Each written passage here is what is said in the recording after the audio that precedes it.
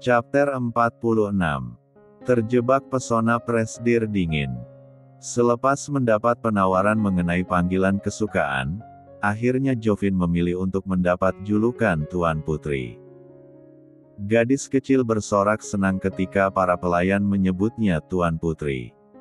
Si penyuka princess emang seaneh itu. Kalau gitu, kakakku dipanggil pangeran, ya, pinta Jovin antusias. Jovan protes keras. Dari awal, dia tidak mempermasalahkan panggilan apapun untuknya. Tetapi, jika disebut pangeran-pangeran begini terdengar agak berlebihan.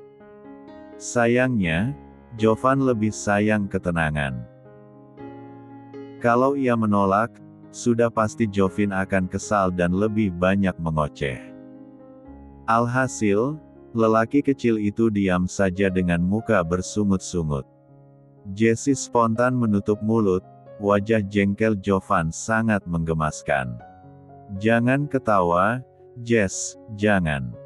Entar keponakan ganteng kamu ngambek. Baik, Tuan Putri. Selamat datang, Pangeran. Para pelayan mengganti panggilan dengan senang hati.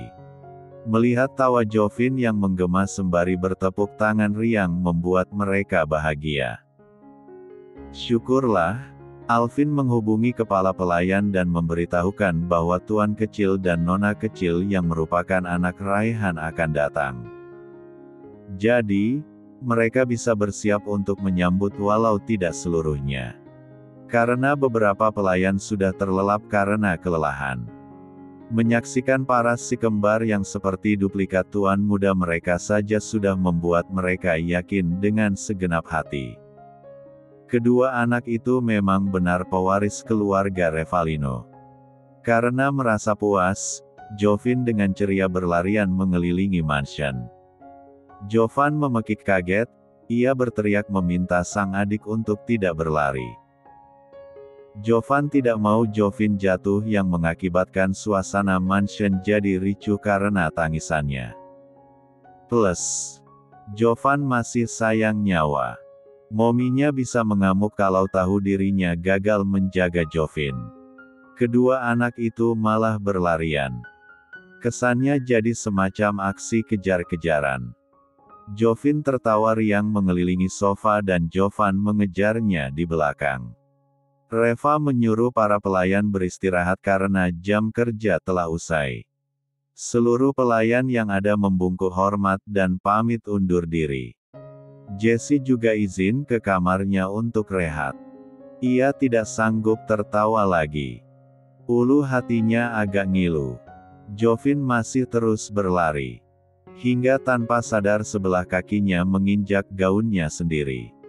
Tubuh mungil Jovin terhuyung ke depan, gadis kecil itu memekik. Jovin! Panik Raihan, Robert, dan Reva. Jovan mempercepat ayunan kakinya. Ia menangkap tubuh adiknya sebelum terhempas ke lantai.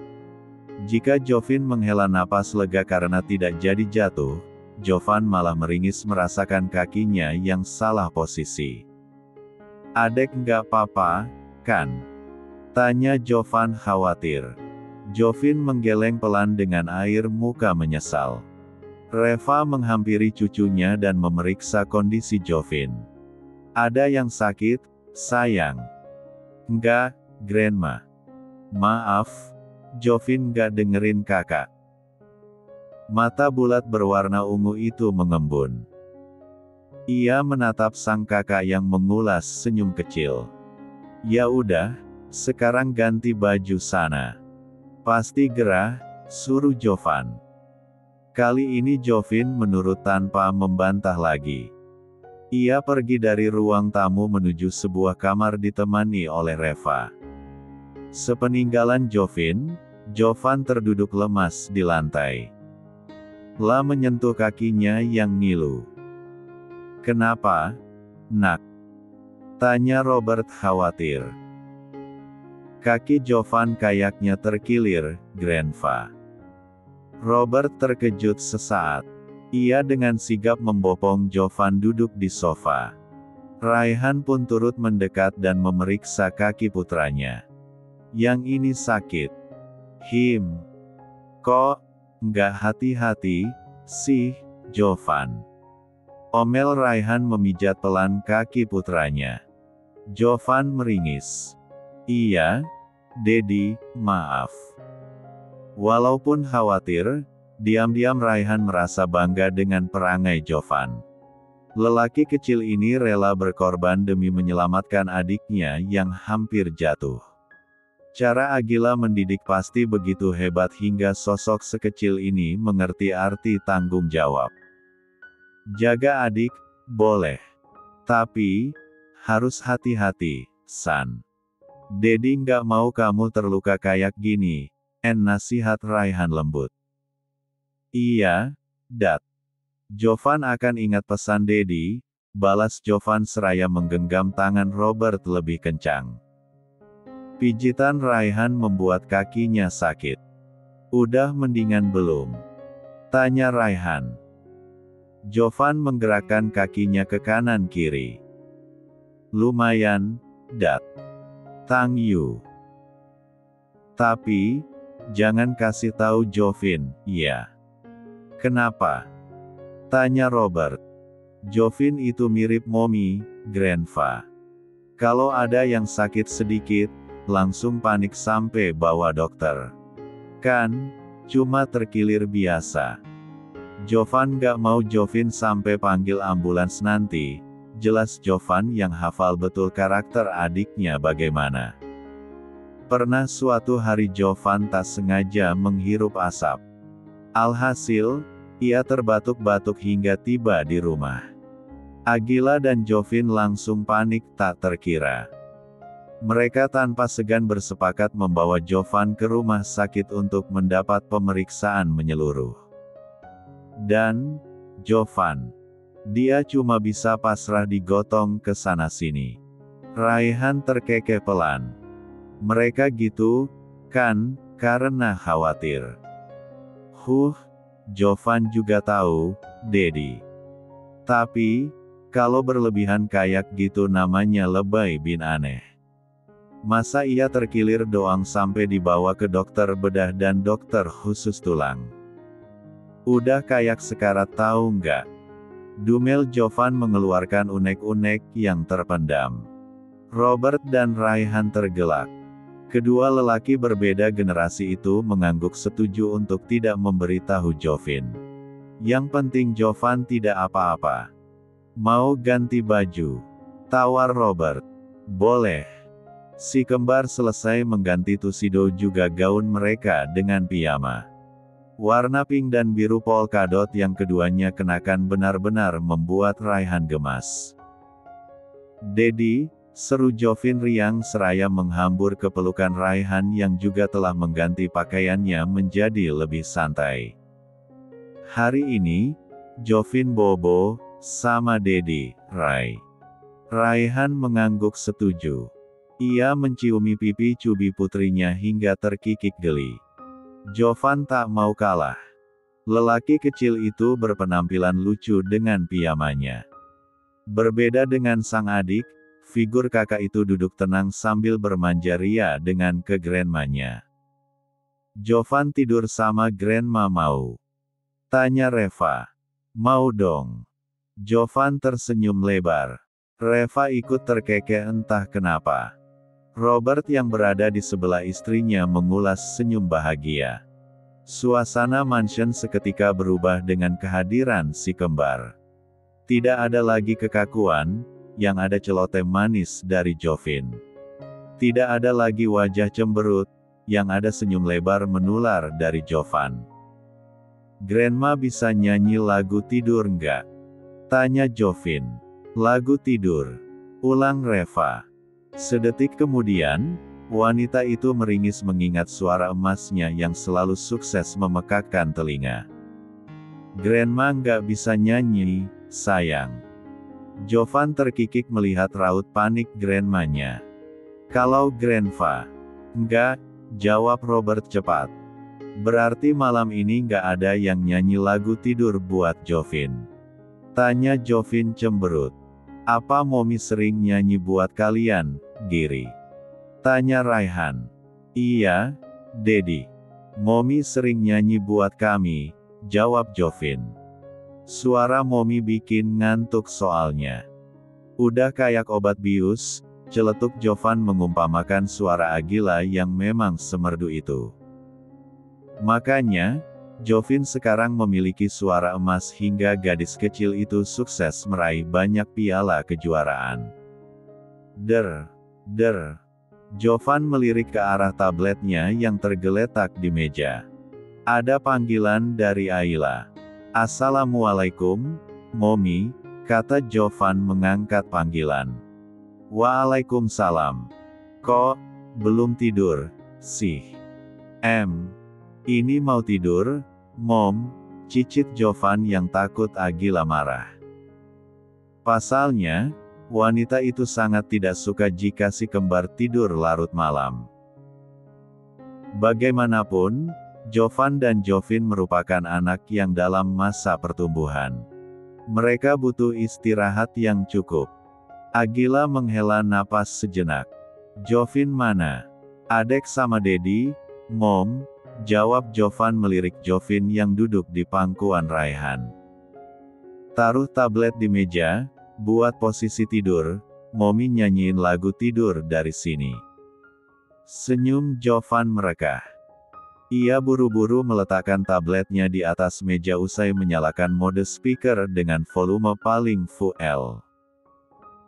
Lantas dirinya berbaring beralaskan paha Reva dengan kedua tangan terlipat di perut.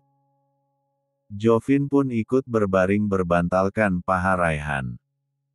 Kami siap, Momi. Seru si kembar kompak. Petikan gitar terdengar. Agila menyenandungkan sebuah melodi lembut yang benar-benar membuat si kembar mengantuk dalam sekejap. Raihan, Reva, dan Robert saja sampai terhanyut. Sesibuk apapun Agila, kedua anaknya akan tetap jadi prioritas. Wanita itu resah sejak perpisahan mereka. Ia takut, kedua bocah itu sulit tidur atau terjadi sesuatu. Itu naluri alamiah dari seorang ibu. Para pasukan Agila yang berdiri di belakang wanita itu sampai terharu melihat perlakuan ibu yang satu ini. Di tengah ancaman perang pun Agila tetap memerankan kewajibannya dengan sempurna. Seakan jarak sama sekali bukan masalah bagi keluarga Agila. Lagu berakhir pun petikan gitarnya. Agila tersenyum sewaktu Raihan berbisik bahwa si kembar telah terlelap. Good night, twins. Chapter 47. Hari berlalu.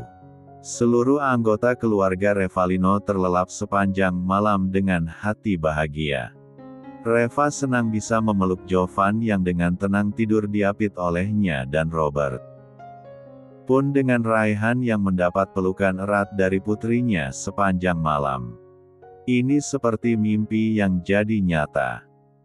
Ketika hari masih gelap, Reva bergerak gelisah. Tangannya meraba-raba samping, kosong, tidak menemukan apapun. Sepasang mata Reva terbuka.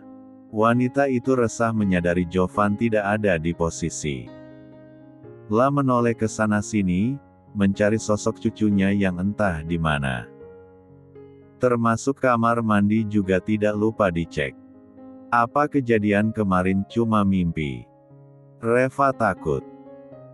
Ia takut bahwa peristiwa di pesta hanya halusinasi belaka. Reva tidak sanggup jika itu sungguh terjadi. Papi, bangun, Pi. Bangun. Reva mengguncang bahu suaminya yang masih terlelap. Papi. Robert terduduk dengan muka bantal. Ia mengusap-usap matanya dan menatap istrinya yang tampak cemas. Mami kenapa? Tanyanya dengan suara serak. Jovan, Pi. Jovan gak ada, jawab Reva. Seketika Robert turut panik. Pria itu celingukan, mencari cucunya yang tidak ada di tempat. Sorot matanya berhenti pada jam yang menggantung di dinding, pukul 4:30 pagi. Kita cari di bawah, Mi, ajak Robert.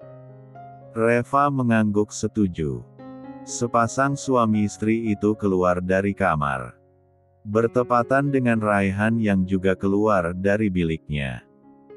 Lelaki itu pun turut cemas karena Jovin tidak ada di sebelahnya. "Nak, kamu udah bangun?" tanya Reva menghampiri putranya. Raihan mengangguk. "Iya, Mi."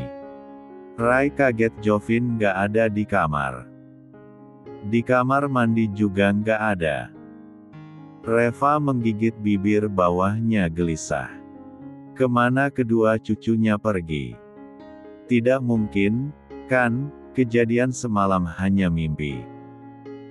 "Jovan juga nggak ada di kamar papi," sahut Robert memberitahu. Ketiganya pun sepakat mencari si kembar di lantai bawah.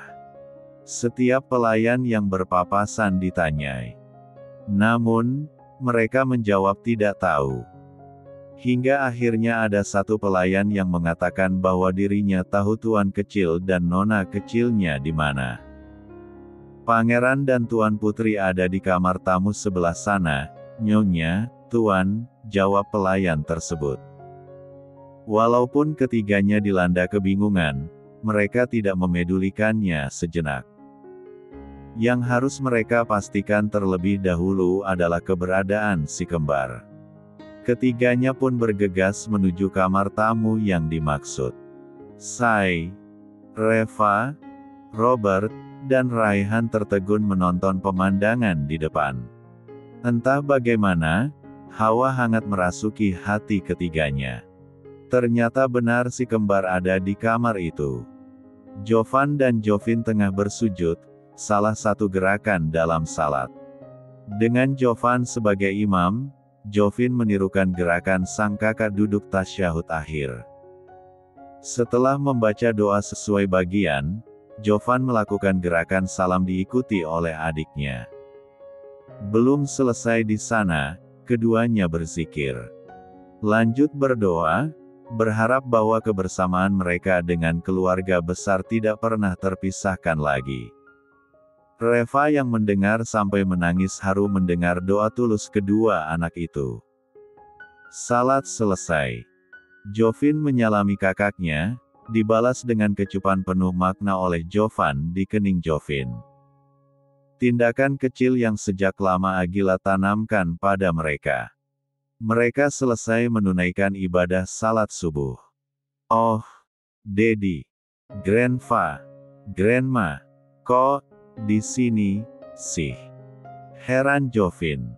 Ia melepas mukenanya dan menghampiri Raihan. Mata ungunya memperhatikan paras Raihan dengan saksama. Dedi bangun tidur mukanya kusut, hehe. Raihan terkekeh. Ia menggendong putrinya dan mencium pipinya. "Kok nggak bangunin Dedi?" "Maaf, Dedi." Jovin takut ganggu, cicit Jovin. Jovan menjadi pendengar setia saja. Ia sibuk membenahi sarung dan mukena Jovin yang ditaruh begitu saja tanpa dilipat. Udah gitu ditinggal pula. Selepas semuanya rapi, Jovan memasukkan semuanya di paper bag.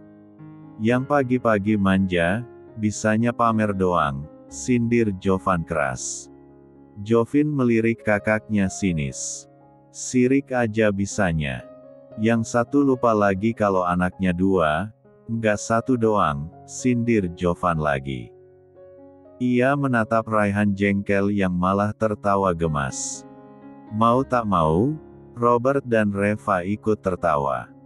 Sindiran Jovan benar-benar lucu. Kentara sekali kalau lelaki kecil itu sedang cemburu dengan posisi adiknya. Tidak ingin membuat putranya merajuk, Raihan menurunkan Jovin, kemudian menghampiri Jovan. "Iri? Ya," ejek Raihan. Lapun mengangkat tubuh mungil Jovan yang terasa begitu ringan. "Iri? Hahaha. Jovan, kok iri?" Raut wajah Jovan berubah datar. "Giles aja," gumam Jovan sambil menyeringai kecil. Raihan tertawa lepas. Ia mengajak Jovan berputar-putar. Gelak keduanya menggema. Jovin malah bersorak senang meminta dedinya tidak berhenti biar kakaknya pusing. Reva tersenyum teduh melihat tawa putranya yang sudah lama tidak ia dengar. "Tolong jangan ambil kebahagiaan ini dari kami, ya Allah." "Grandma," panggil Jovin riang. Di tubuh kecilnya sudah melekat seragam sekolah dengan rapi. Hanya rambut Jovin saja yang masih belum tertata. "Wah, udah siap sekolah, cantik?" tanya Reva seraya berjongkok di depan Reva. Ia mencubit pipi cucu perempuannya yang begitu lucu. Jovin tersenyum cantik. "Grandma, Jovin minta tolong boleh?" "Minta tolong apa, sayang?" Jovin mau rambutnya dikuncir 2. "Grandma bisa nggak?" Jovin menunjukkan 2 kuncir lengkap dengan bando hitamnya. "Bisa dong, sayang. Sini duduk." Kedua perempuan itu pun hanyut dalam aktivitas masing-masing. Reva membuat kunciran lucu dari rambut panjang cucunya sambil mendengarkan celotehan gadis kecil itu tentang sekolahnya. Robert yang datang saja tidak dihiraukan. Abaikan wajahnya, "Ya cuma lihat tatanan rambutnya aja, hehe." Walaupun sebenarnya dia imut. Jovin bertepuk tangan heboh melihat rambutnya. Lah sampai memeluk Reva girang untuk berterima kasih. Tidak lama, Jovan datang bersama Raihan. Sama seperti sang adik, Jovan mengenakan seragam yang sama. Sementara Raihan menggunakan pakaian kerjanya kemeja dan jas. "Wow, decak Jovan melihat tatanan rambut adiknya. "Kunciran rambut Grandma bagus." "Makasih, sayang," balas Reva. "Kalau Momi mah mana bisa buat beginian?" timpal Jovin mematut dirinya di cermin yang sempat dibawa. Ia sangat suka dengan tatanan ini. "Iya, Momi biasanya cuma disisir, kan?" sahut Jovan. "Biasa, Momi, kan, beda dari yang paling beda," balas Jovin terkikik. Karena tidak ada Agila, jadi mereka bebas membicarakan. "Oh, lagi ngebicarain Momi, iya." "Dek." Tubuh Jovan dan Jovin menegang. Keduanya berbalik ke arah pintu utama, menengok ke arah Agila yang ternyata berdiri di sana dengan tangan berkacak pinggang. "Aduh, gawat.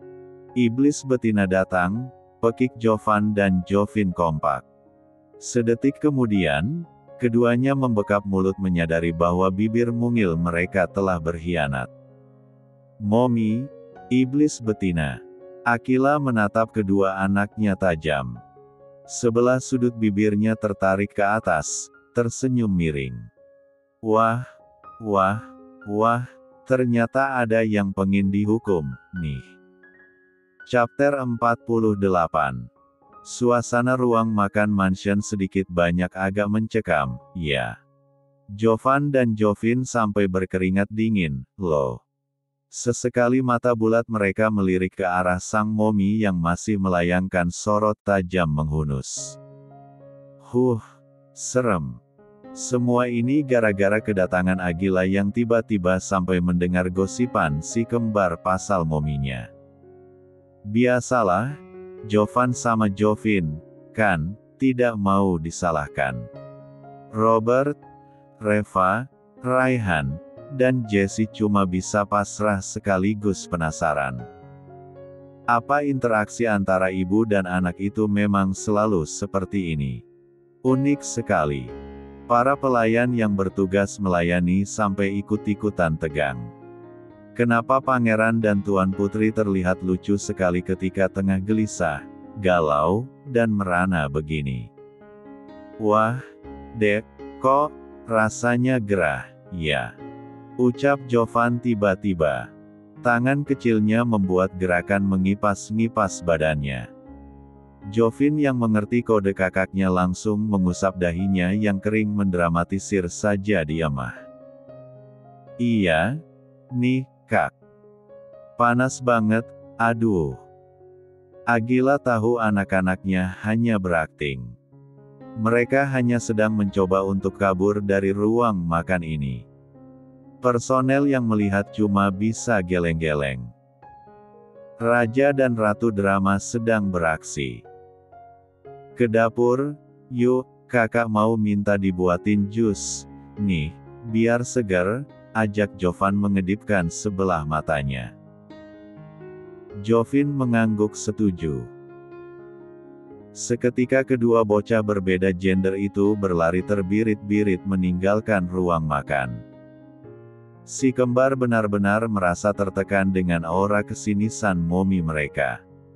Beruntung otak cerdas Jovan bisa diajak bekerja sama dengan baik di situasi darurat sekalipun. Agila memutar bola matanya jengah. Cih, bilang aja kalau mau kabur, gumam Agila malas.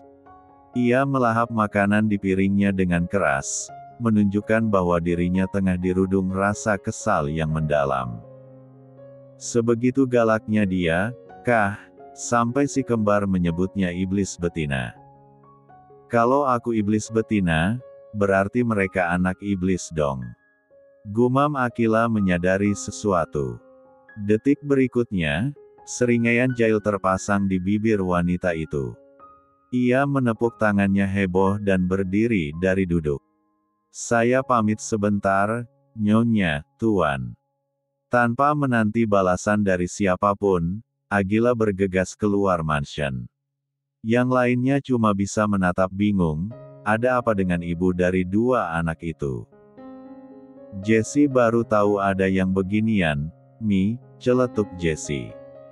Nggak kayak ibu dan anak, tapi malah kayak temen. Reva terkekeh. Mungkin ini cara Agila biar dia bisa dekat sama anak-anaknya tanpa canggung. Tidak lama, Agila kembali dengan tangan kosong. Senyuman masih terukir di bibir wanita itu seolah rencana di benaknya telah berjalan lancar tanpa hambatan. Pokoknya, cuma Agila dan Mimin saja yang tahu apa yang ada di otak wanita itu. Jovan dan Jovin kembali dengan segelas jus di masing-masing tangan. Keduanya duduk di bangku sebelumnya. Dengan gerakan malu-malu, Jovan mendorong salah satu gelas jus yang ia bawa ke arah Agila. Buat Momi, hehe, cengir Jovan. Beat Mimi, hihi, cibir Agila dengan gaya mengejek. Bilang aja mau nyogok Momi, kan, biar nggak ngambek. Jovan menarik sebelah tangan Robert dan Reva yang duduk mengapit dirinya untuk menutupi wajahnya yang memerah malu. Iya, Mom. Jangan marah, iya. Jovan keceplosan doang, kata Jovan pelan. Robert dan Reva sampai gemas sendiri melihat cucu mereka salah tingkah. Agila hampir menyemburkan tawanya hingga Jovin terkikik. Namun, wanita itu segera mengontrol air muka dengan berdeham. Karena Momi baik hati dan tidak pendendam, Momi maafin, deh. Ia meraih gelas jus pemberian putranya, lalu meneguknya 3 kali. Enak juga. Jovan menurunkan tangan Grandma dan Grandpa-nya cepat. Beneran, Mom? Pekiknya antusias. Iya, bawel. Alhamdulillah. Jadi, jatah kue sama cookies Jovan gak dipotong, kan, Mom? Biar Grandma antar kalian ke sekolah, iya. Pinta Reva sewaktu si kembar tengah memakai sepatu. Jovan dan Jovin saling melempar pandang, keraguan terpatri jelas di paras mereka. Agila sampai mengerutkan dahi tak mengerti. Apa yang mereka pikirin? Kalau Jovin minta Dedi yang antar, Grandma marah nggak? Cicit Jovin menyatukan kedua jari telunjuknya gugup. Jovan mendongak, menatap Reva yang tampak sedikit kecewa. Kami bukan mau nolak Grandma, kok. Kami cuma mau nunjukin ke teman-teman kalau kami punya Dedi, tutur Jovan menjelaskan. Jovin mengangguk pelan. Jovin gak mau dikatain anak haram lagi, lirihnya. Sontak Agila memejamkan mata. Kata-kata itu sepertinya masih belum lepas dari si kembar. Namun, mengingat kalau sekarang dirinya berada di Indonesia, yang memiliki para netizen dengan mulut nyinyir, Agila berusaha memaklumi. Tetapi, bukan berarti Agila akan melepas mereka dengan mudah. Siapa yang bilang kayak gitu sama kalian? Agila menggulung lengan bajunya hingga ke siku.